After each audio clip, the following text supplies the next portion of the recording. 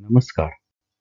आज आपण fissure in एनो या आजाराबद्दल मराठीमध्ये सविस्तर माहिती घेऊयात. मित्रांनो, फिशर इन एनो म्हणजे नक्की काय? तर फिशर इन एनो म्हणजे एक संडासच्या गुरुद्वाराच्या पाशी एक झालेली जखम. ज्या जखमेवरनं रोज संडास येते, तेव्हा तिथनं प्रचंड कळ लागून येणे, दुखणे, कधी-कधी रक्तस्राव होणे हे आपल्याला कॉमनली सापडतात. बऱ्याचशा वेळेला लाजेपोटी हा आजार आपण डॉक्टरांकडे घेऊन जातच नाही. आता बघा, गुरुद्वाराच्या आधीच नाजूक त्वचेवर उभी पडलेली रेघ म्हणजे ती फिशर इन एनो. आता ह्याला आपण कुठल्या कुठल्या प्रकारचे म्हणू शकतो? जेव्हा ही नुकतीच झाली असेल, तेव्हा त्याला आपण ॲक्यूट फिशर म्हणतो. आणि जी 6 आठवड्यांपेक्षा सुद्धा जास्ती आहे, तिला आपण क्रॉनिक फिशर म्हणतो. कोणाला होतं हे? तर हे सर्व वयोगटामध्ये होऊ शकतं. त्याला कुणीही असं नाही आहे की मोठ्यांमध्येच व्हायला पाहिजे. पण कॉमनली कोणामध्ये दिसणार? तर बायकांमध्ये कॉमन दिसणार किंवा लहान मुलांमध्ये कॉमनली दिसणार. आता हा फिशर होतोच कशामुळे? सगळ्यात पहिली गोष्ट बघा, बद्धकोष्ठता म्हणजे काय? कॉन्स्टिपेशन. असा आपण आता विचार केला तर बद्धकोष्ठता हे खूप मोठं कारण आहे. असा विचार करा, एक दगड घेतलाय आणि आपण आपल्या जखमेवरती किंवा हातावरती आपण त्याला चोळला, जखम होणार ना? एक्झॅक्टली हेच इथं होतंय. घट्ट संडास झाली आणि आपण जोर लावला तर त्याच्यामुळे तिथे जखम होते. आता ही अशी घट्ट आणि कडक संडास का होते? तर याचं मुख्य कारण आहे आपला चुकीचा आहार. अति तिखट, तेलकट, मसालेदार, फास्ट फूड आणि एस्पेशली मांसाहारमध्ये सुद्धा मटण खाणं, दारू पिणं, कमी पाणी पिणं याच्यामुळे आपल्याला संडास कडक होते. आपण सॅलड्स खाल्ले नाहीत, पालेभाज्या खाल्ल्या नाहीत आणि पाणी जर व्यवस्थित प्यायलं नाही तर आपल्याला संडास घट्ट होणार आणि मग ती जखम निश्चित होणार. बाकीची कारणं काय आहेत? तर गर्भारपण, प्रसूती, स्थूलपण, खूप वेळ बसून काम करणं, पाणी कमी पिणं हे सगळ्यात महत्त्वाची कामं आहेत. आता दुर्मिळ कारणं, जी अगदी रेअर गोष्टी आहेत, ज्या आपल्याला फारशा मिळत नाहीत. त्यामध्ये क्रोन्स डिसीज आहे, HIV आहे, TB आहे, तिथला कर्करोग आहे, त्याच्यामध्ये सुद्धा या जखमा होऊ शकतात. आता हा आजार होतोच तरी कसा? सगळ्यात पहिलं मी तुम्हाला सांगितलं की दगडाने तुम्हाला घासलं तर काय होणार? जखम होणार. तसंच इथं हार्ट स्टूल्स, संडास घट्ट झाली की तिथं तुम्हाला पहिली चीर पडणार. चीर पडल्यानंतर आपण स्वाभाविकपणे काय करणार? तिथं आपल्याला जखम झाल्यावरती आपल्याला दुखणार. दुखलं की आपण काय करणार? आपला स्नायू जे आहे ते आपण आवळून धरणार, जेणेकरून आपल्याला कमीत कमी तिथलं दुखणं कमी होईल. मग जागा आपली आकुंचन पावली की त्याच्यातनं पुढं काय होणार? पुढची संडास जी आहे ती अडकून पडणार, ती अजून घट्ट होणार. मग ती आपण ढकलण्याकरता आपण परत जोर करणार, परत तिथं आतमध्ये फाटणार. मग त्याच्यामुळे तिथला रक्तपुरवठा कमी होणार आणि मग ह्या एक परत पेन वाढलं की परत सगळे स्नायू आकुंचन पावणार. म्हणजे एक हे सायकल चालू राहते की जी तुम्हाला जोपर्यंत ब्रेक लागत नाही तोपर्यंत एका पाठोपाठ रोल ऑन करतच राहते. कुठेतरी याला ब्रेक लावून आपल्याला ते बंद केल्याशिवाय हा आजार थांबू शकत नाही. तर आता हा आजार येतो तरी कसा? पेशंट सगळ्यात पहिली तक्रार घेऊन येतो की मला प्रचंड दुखतंय. एस्पेशली संडासाच्या वेळेला जास्ती दुखतं, त्याला जळजळ होते, प्रचंड दुखतं आणि कधी-कधी रक्त पण जातं. इतकं की अगदी धरून बसायची वेळ येते. कधी-कधी त्यातनं रक्तस्राव होतो. जर नीट असं फाकून बघितलं तर तिथं तुम्हाला कापलेलं संडासची जखम पण दिसू शकते. आणि आता अशी जखम झाल्यावर आणि असं दुखणं सुरू झाल्यावरती आपल्याला संडासला जायची सुद्धा भीती वाटायला लागते आणि मग आपण काय करतो? शक्य होतं ते टाळायचा प्रयत्न करतो आणि मग आपण परत संडास घट्ट होण्याकडे आपण पुढे प्रवृत्त होत जातो. मग याला ट्रीटमेंट नाही का काही? आहे ना. 99.99% लोकांमध्ये ही औषधांनी, मेडिकल ट्रीटमेंटनी बरी होते. सगळ्यात पहिलं कसं आहे, तुमचं पेन होतं तिथे आणि म्हणून आकुंचन पावत होतं. त्याला योग्य ठिकाणी त्याला तिथं मलम लावा. आता कधी मलम लावा? तर संडास करायच्या आधी मलम लावा. आग लागायच्या आधी जर पेंड्यावरती पाणी टाकलं तर आग लागेल का? नाही लागणार.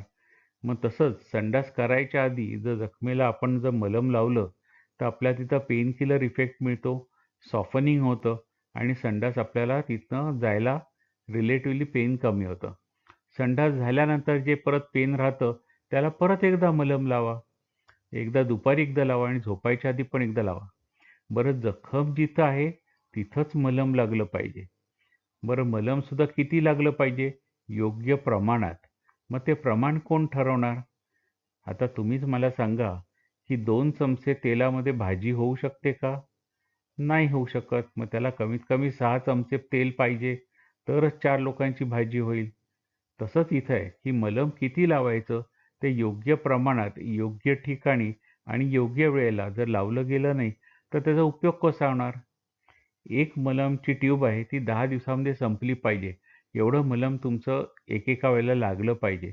तर तुम्ही निश्चित बरी होऊ शकता. दुसरी गोष्ट आहे की तो घासणारी आहे संडास ती कडक आहे. तो दगडासारखी जर कडक असेल तर त्यांनी तुम्हाला प्रत्येक वेळेला घासणार आहे तेव्हा दुखणार आहे. आता हेच सपोज मी जर ती संडास लोण्यासारखी केली तर लोणी जखमेला घासलं तर दुखेल का हो? नाही दुखणार ना. म्हणजे काय करायला पाहिजे? संडास आपल्याला सॉफ्ट केली पाहिजे किंवा पातळ केली पाहिजे. बरोबर आहे की नाही? मग आता हे करताना त्याच्यानंतर जे दुखतं ते दुखणं कमी करायला काय करायला पाहिजे? थोडंसं कोमट पाण्यामध्ये जखम बुडवायची. तुम्हाला शेक दिला की मग ती जखमेतलं पेन जे आहे आणि जे आपलं स्नायू आकुंचन पावलेत ते आपोआप कमी होऊ शकतं.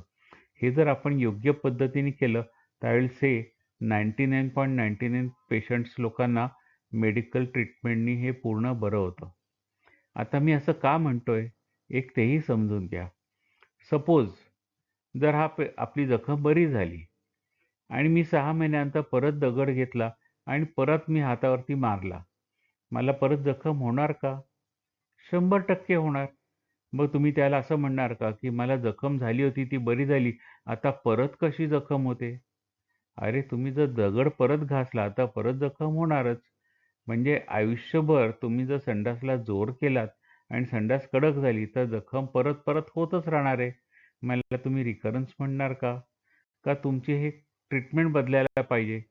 थोडक्यात काय की तुमचं जर आहार बदललात आणि संडास आयुष्यभर जर सॉफ्ट ठेवली तर तुम्हाला 100% मेडिकल ट्रीटमेंटनी हा आजार बरा होऊ शकतो.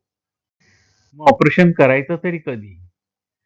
तर ऑपरेशन अशाला लागतं की तुम्ही 6-6 आठवडे घेताय ट्रीटमेंट पण तुमच्या ह्याच्यात फरक पडत नाही. आता फरक पडत नाही, तुम्ही मलम बरोबर लावत नाही, संडास पातळ करत नाही किंवा हे सगळं करताय आणि तरीसुद्धा तुमचं पेन चालू आहे, ब्लीडिंग चालू आहे, तुम्हाला सहन करता येत नाही. त्याला आम्ही म्हणणार तुम्ही किती दिवस हे सहन करणार?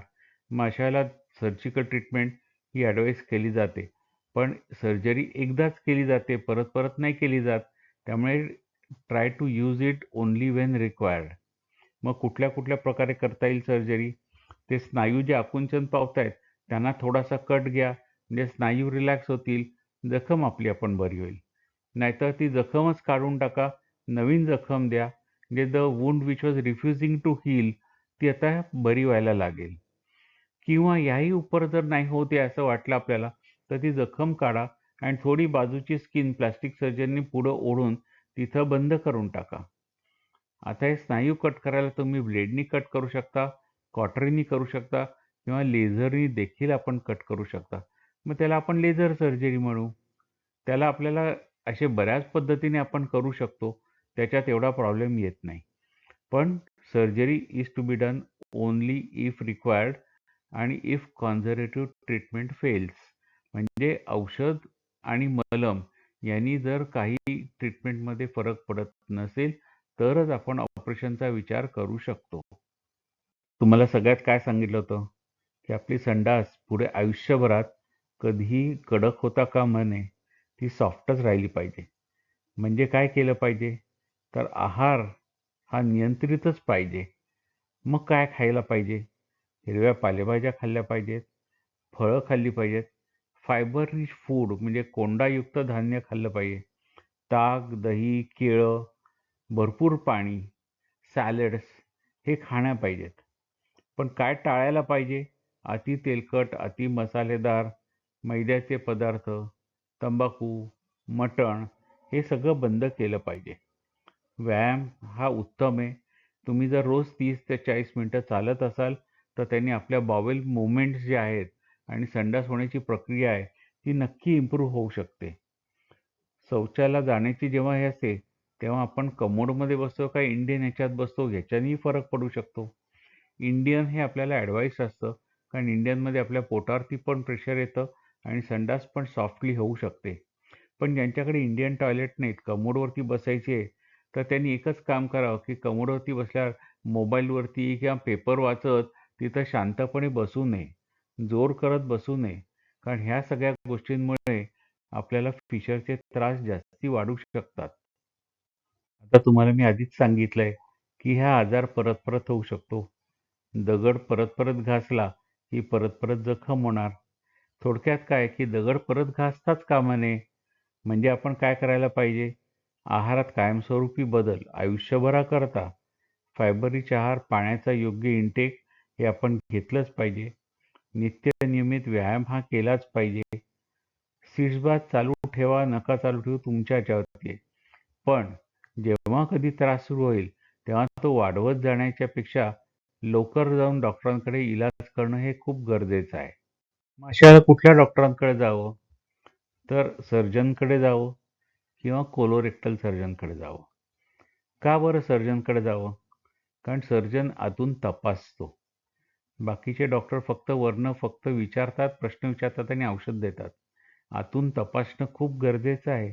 कारण आपल्याला कुठल्या प्रकारचा आजार आहे, काय आहे, किती डेप्थचा आहे, ॲक्यूट आहे का क्रॉनिक आहे, त्याची बाकीची कॉम्प्लिकेशन्स काय आहेत, ते स्नायू तिथले कॉन्ट्रॅक्ट झालेत का, स्पाझममध्ये गेलेत का, हे सगळं बघायला सर्जनकडे जाऊन दाखवल्याशिवाय हे आपल्याला कळणार कसं? औषधं काम करत नाहीत. जायलाच पाहिजे. जर खूप क्रॉनिक असेल, 6 आठवड्यापेक्षा सुद्धा फिशरचा त्रास चालू राहिला, तर आपल्याला जायला पाहिजे. आणि त्याहीपेक्षा असं आहे, की काही मी तुम्हाला आधीच सांगितलं होतं, की क्रोन्स डिसीज, टीबी, कॅन्सर यासारखे सुद्धा असोसिएटेड आजार असू शकतात, की ज्यांच्यात फिशर असू शकतं. वरून कसं कळणार? हे तपासल्यानंतरच कळणार. त्यामुळे वेळेवर सल्ला घेणे आणि पूर्णपणे होणे हेच सगळ्यात महत्त्वाचं आहे.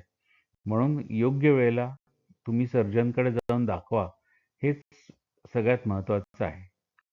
आता सामान्यपणे रुग्ण समोर आल्यानंतर तुला काय आजार होतो? असं विचारलं, की मला पाईल्सचा आजार होतो. हे त्याचं most of the Times common answer असतं. अरे पण तुला कोणी सांगितलं पाईल्स आहे? नाही, संडासच्या जागेला जे काय आहे ते पाईल्स आहे. तसं नाही ना. पाईल्स म्हणजे मूळव्याध, फिशर आणि फिस्चुला हे 3 वेगळे आजार आहेत. त्या तिघांची कारणं वेगळी आहेत. त्या तिघांची तपासण्या वेगळ्या आहेत. तिघांचे आजार वेगळे आहेत आणि सगळ्यात मुख्य गोष्ट म्हणजे सगळ्यांची ट्रीटमेंट वेगळी आहे. आता आपण थोडक्यात फरक कसा बघायचा सांगतो. फिशर असेल तर काय होईल? तीव्र वेदना होतील. सहन करता येणार नाही एवढं दुखणं होईल. रक्त थोडंच पडेल, पण जळजळ, तिथं दुखणं हे खूप वेळ चालू राहील. जवळजवळ तास, दीड तास चालू राहील. फिशर असणार 100%. आता पुढचा पेशंट जेव्हा येतो, तो सांगतो की मला खूप रक्तस्रावच होतोय, पण तो पेनलेस आहे. बघा फिशरमध्ये दुखत होतं, पण मूळव्याधीमध्ये दुखत नाही. तिथं ब्लीडिंग हे प्रायमरी कारण आहे. खाज कमी येते, वेदना कमी असतात, सूज येते काही-काही वेळेला. बाहेर काही-काही तिथं गाठी येतात, ज्यातनं ब्लीडिंग येतं. काही-काही वेळेला पिचकाऱ्यांसारखं ब्लीडिंग येतं. पण हे पेनलेस असतं. तेव्हा आपण काय म्हणणार? त्याला मूळव्याध आहे असं म्हणणार. आणि त्या जागेला तिथनं बाजूनी पू येणं, सतत चिकट-चिकट वाटणं, चड्डीला चिकट वाटलेलं आहे, असं जेव्हा होत राहतं, तेव्हा त्याला फिस्चुला किंवा भगंदर आपण असं म्हणतो. हे डिटेल तपासल्याशिवाय आपल्याला कळणार नाही. पण सर्वसाधारणपणे जेव्हा पेशंट कंप्लेंट्स घेऊन येतो, तक्रारी घेऊन येतो, तेव्हा त्याच्या तक्रारींवरून साधारण निदान काय करता येईल ते आपल्याला साधारण याच्यातनं कळू शकतं. थोडक्यात काय, निरोगी राहा, वेळेवर उपचार करा. पहिली गोष्ट म्हणजे आपल्याला आजार झालाय आणि आपल्याला दुखतंय आणि रक्त जातंय, लाज बाळगू नकात. सगळ्यात साधं गोष्ट म्हणजे काय, योग्य आहार घेतलात, व्यायाम घेतलात आणि वेळेवर उपचार घेतलात तर आपण पूर्ण बरे व्हाल. आणि जर आपण फॉलोअप व्यवस्थित घेतलात आणि डॉक्टरकडनं जर त्याचा सल्ला व्यवस्थित घेतलात आणि तो आयुष्यभराकरता जर फॉलो केलात तर तुम्ही आयुष्यभराकरता आनंदी राहू शकता. आपण हे सगळं ऐकून घेतल्याबद्दल आपले शतशः धन्यवाद. Thank you.